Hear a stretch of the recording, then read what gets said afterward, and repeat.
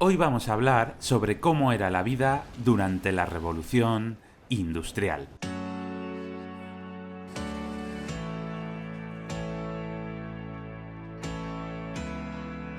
Ya conoces la Revolución Industrial, ¿verdad? Hasta ahora has aprendido cómo las innovaciones agrarias permitieron aumentar la producción y abaratar los alimentos, que, junto a otras innovaciones tecnológicas y sanitarias, permitieron que las sociedades industrializadas entraran en la primera fase de la transición demográfica, originando un gran aumento de población. También sabes que la creación de máquinas abarató la producción de bienes. Ahora se podía producir más rápido y más barato. Y ya conoces que las innovaciones en los transportes permitieron que viajar y transportar mercancías fuera un proceso más rápido y más barato. Y también has oído que se abandonó el mercantilismo del antiguo régimen y que el capitalismo se convirtió en el nuevo sistema económico. Todos estos avances permitieron que durante el siglo XIX los países industrializados experimentaran un gran crecimiento económico. Estos países, que antes ya eran poderosos, se estaban convirtiendo en auténticas potencias. Y los grandes empresarios, deseosos de aumentar su riqueza, animaron a los gobiernos a colonizar nuevos continentes, como África o Asia, que fueron conquistados rápidamente por las naciones más industrializadas. Pero, ¿cómo vivía la gente en Europa durante la industrialización? ¿Realmente la población europea se benefició de la revolución industrial? ¿O más bien sufrió la revolución industrial? Para ello voy a contaros la historia de mi tatarabuelo, Faquencio, que era un humilde panadero que se dedicaba a fabricar sobaos pasiegos artesanalmente. Cada mañana iba hasta Santander a venderlos, hasta que un día Bonifacio, el de la tienda, se los rechazó. Había encontrado un nuevo proveedor que los fabricaba industrialmente y se los vendía mucho más baratos. Así que ya no le interesaban los sobaos de Faquencio. Faquencio se arruinó, al igual que muchos otros pequeños artesanos y granjeros, que no podían igualar los precios de su competencia, como las industrias o las grandes explotaciones agrícolas mecanizadas, que con sus potentes máquinas lograban producir mucho más barato. Bonifacio le explicó que la culpa de todo la tenía el capitalismo. El capitalismo es un sistema económico en el cual, con mucho esfuerzo e inteligencia, uno se puede enriquecer mucho y se puede llegar desde lo más bajo hasta lo más alto. Y si uno se deja de esforzar, puede arruinarse y caer desde lo más alto hasta lo más bajo. O al menos, eso es lo que le explicó Bonifacio. Así que Faquencio decidió que tenía un sueño. Tengo un sueño. ¿Qué sueño? Tener un sueño. Su sueño era crear la mejor fábrica de sobaos pasiegos del mundo y llegar así a lo más alto. Ahora que gracias a la revolución industrial vivía en una sociedad capitalista, volvería a empezar desde abajo hasta llegar a lo más alto. Viviría el auténtico sueño americano de los sobaos pasiegos.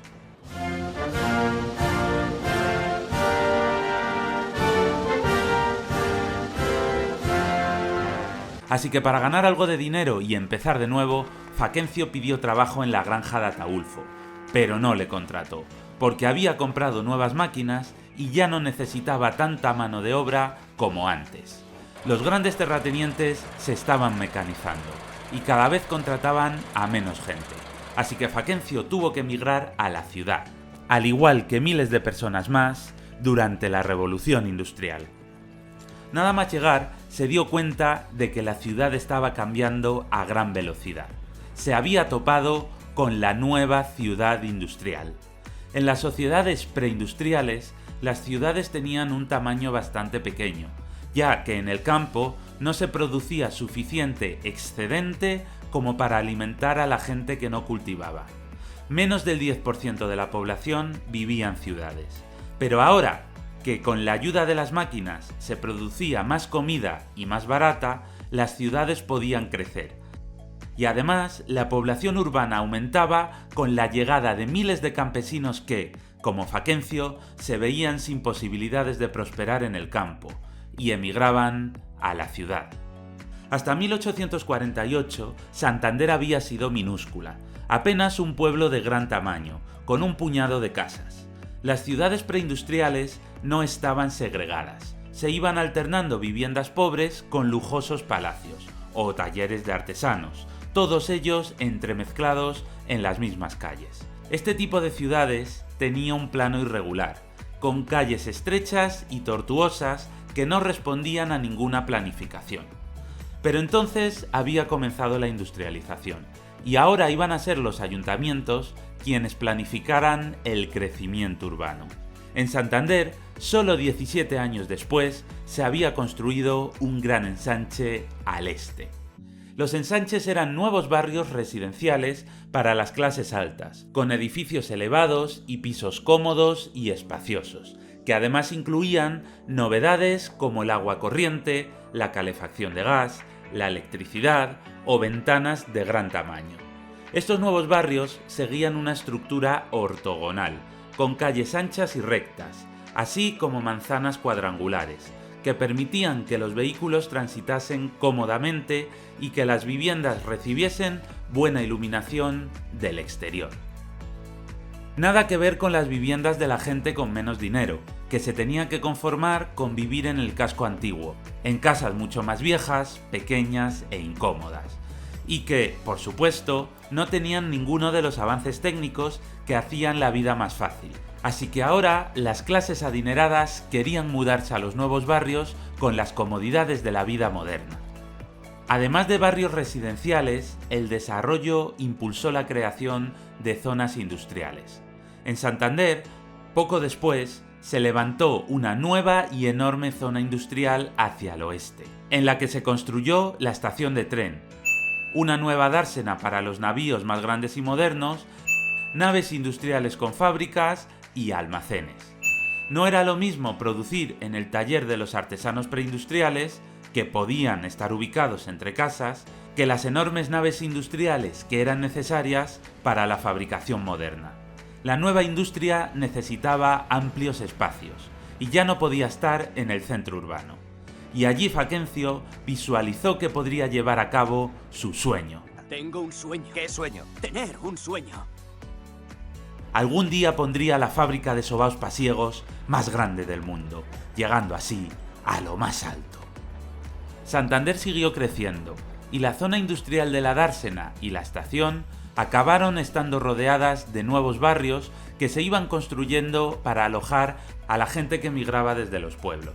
Pero mientras en los barrios de las clases acomodadas se construían redes de alcantarillado, se instalaban tuberías para llevar agua y gas a las viviendas y se cubrían las calles con adoquines, en los barrios más pobres las autoridades apenas invertían dinero.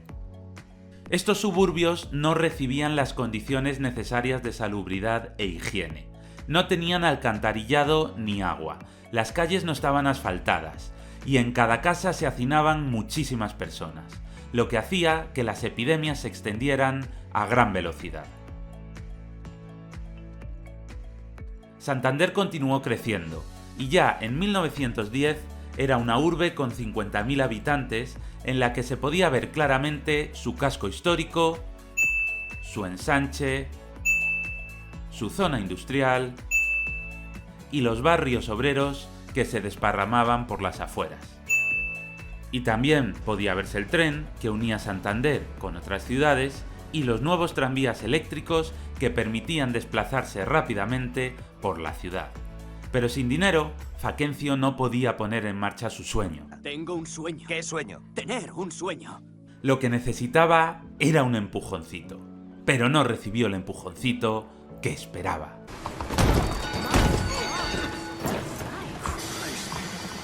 Pronto descubrió que aunque la sociedad estamental había desaparecido y según decía la Constitución todos eran iguales, la realidad era muy distinta. Simplemente se había cambiado una sociedad estamental basada en derechos de nacimiento por una sociedad de clases basada en la riqueza. Para hacer algo de dinero, comenzó a trabajar en el mejor restaurante de su ciudad. Allí se reunía la aristocracia y la alta burguesía. los que estaban amasando enormes fortunas. Los aristócratas siempre habían sido ricos, ya que tenían muchas tierras y vivían de las rentas. Pero ahora que se estaban introduciendo mejoras técnicas, podían ganar aún más dinero. La alta burguesía estaba formada por los burgueses más adinerados, aquellos que ganaban una enorme riqueza gracias a sus fábricas o gracias a sus contactos. Porque claro, si uno tenía una empresa textil pero tenía amigos en el gobierno, podía conseguir, por ejemplo, que el ejército le comprara los uniformes únicamente a él, volviéndose asquerosamente rico. A ambos grupos les encantaba llevar un estilo de vida opulento y ostentoso, dejándose ver en los mejores restaurantes, organizando fiestas a las que invitaban a lo más selecto de la ciudad y viviendo en lujosas mansiones. Todos insistían en repetir que eran tan ricos porque se esforzaban mucho.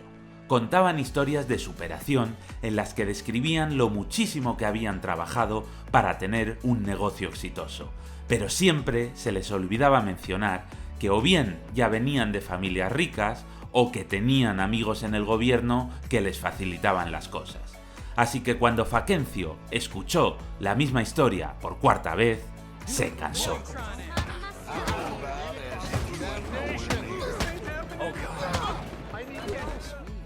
Y le echaron. Poco después, un pequeño empresario le contrató como conductor de su carruaje.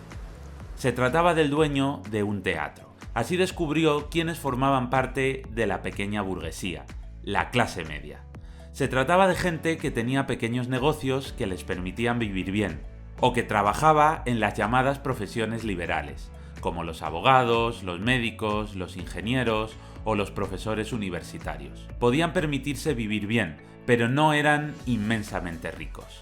Es decir, no podían vivir de las rentas, tenían que seguir trabajando para poder mantener su nivel de vida.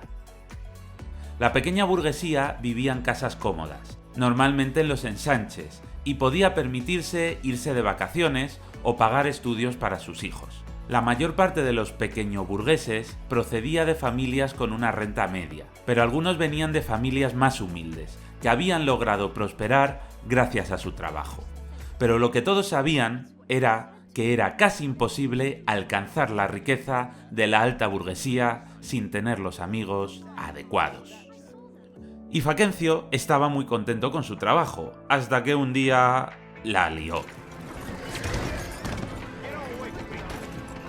Volvieron a echarle, y ahora, perseguido por la justicia y sin trabajo ni dinero, tuvo que vagar por los barrios más humildes de la ciudad, y allí descubrió a la clase obrera.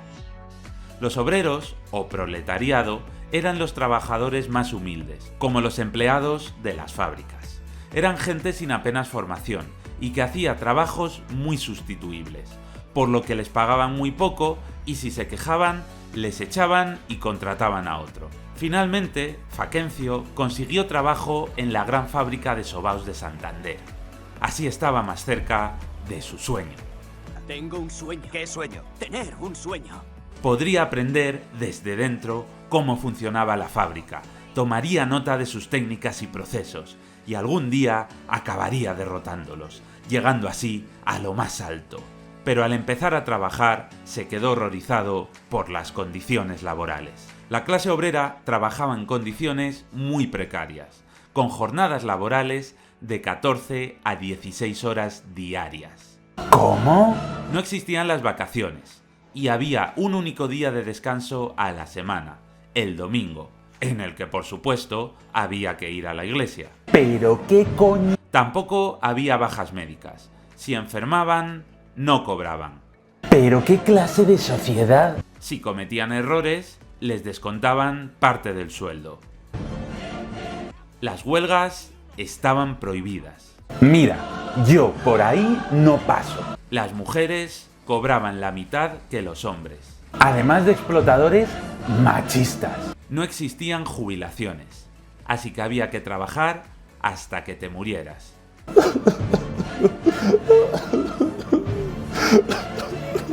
Y había niños trabajando. Ah, al menos no tenían que hacer deberes. Al principio, a Fackencio le parecía bien que los niños trabajasen, porque así podrían aprender un oficio y ayudar a sus familias. Pero entonces le habló un viejo sindicalista y le comentó que no, que los niños no debían trabajar. ¿Cómo iban a poder prosperar en la vida si eran analfabetos? ¿Cómo iban a tener las mismas oportunidades que los hijos de las familias ricas si ellos no iban al colegio? ¿Acaso el capitalismo no defendía la igualdad de oportunidades? ¿Cómo podrían conseguir las mismas oportunidades así? Fackencio comprendió que el trabajo infantil perpetuaba las desigualdades. Comprendió la injusticia del salario desigual que cobraban hombres y mujeres y se indignó ante las durísimas condiciones laborales. Fackencio se percató de que el sistema económico en el que vivía era injusto y que las clases que controlaban la economía explotaban a los proletarios. Fackencio había adquirido conciencia de clase.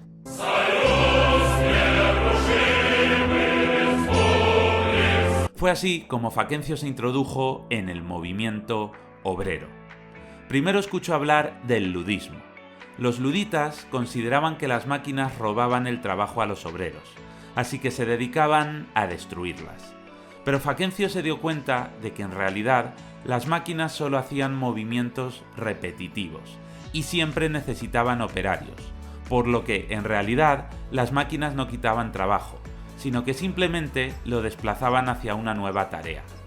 Y que esa nueva tarea solía ser más compleja que la anterior, por lo que mejorar la formación de los trabajadores era importantísimo. Los trabajadores del siglo XIX necesitaban mejorar sus salarios y sus condiciones de trabajo, lo que permitiría que sus familias vivieran mejor, que estuvieran más sanos y que sus hijos pudieran ir a la escuela.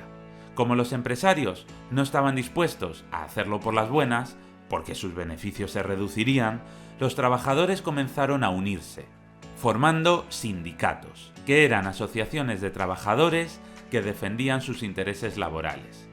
Y el mejor modo para hacerlo era organizando huelgas. Si no se trabajaba, no se producía, y si no se producía, no había beneficios. Pero los grandes empresarios, temerosos de las pérdidas que les provocaban las huelgas, consiguieron que se prohibieran los sindicatos. Finalmente, Inglaterra fue el primer país en legalizarlos, pero en la mayoría de países no fueron legales hasta finales del siglo XIX. El mayor problema de la época era que, como los trabajos en las fábricas estaban poco especializados, si se convocaba una huelga, los empresarios podían contratar a otros trabajadores para sustituirles, los esquiroles. Hoy en día esto es ilegal, no se puede contratar a alguien para sustituir a un trabajador en huelga, pero cuando esto era posible, ¿qué podían hacer los trabajadores si no les dejaban unirse en sindicatos ni hacer huelgas? La respuesta es que... nada. Bueno, salvo liarse a mamporros con los esquiroles. Y claro, cuando el jefe se enteró, despidió a Fackencio. Triste y desolado, se acercó al puerto a intentar buscar trabajo. No se iba a rendir, continuaría persiguiendo su sueño. Tengo un sueño. ¿Qué sueño? Tener un sueño. En el capitalismo, esforzándose mucho, se puede llegar desde lo más bajo hasta lo más alto. Cuando Fackencio llegó al puerto, vio que había un gran alboroto. Un barco estaba en llamas. Mientras los navíos de alrededor se acercaban con mangueras para sofocar las llamas y cientos de curiosos, como Fackencio, se agolpaban en el puerto, lo que nadie sabía era que llevaba 51 toneladas de dinamita en su bodega. Así que voy a pedirte que me acompañes a ver esta triste historia. A pesar de que los barcos con mercancías peligrosas debían atracar en el puerto que estaba más lejos del casco urbano, no se respetó la ley. Y acabó pasando lo inevitable. El barco explotó junto al centro urbano.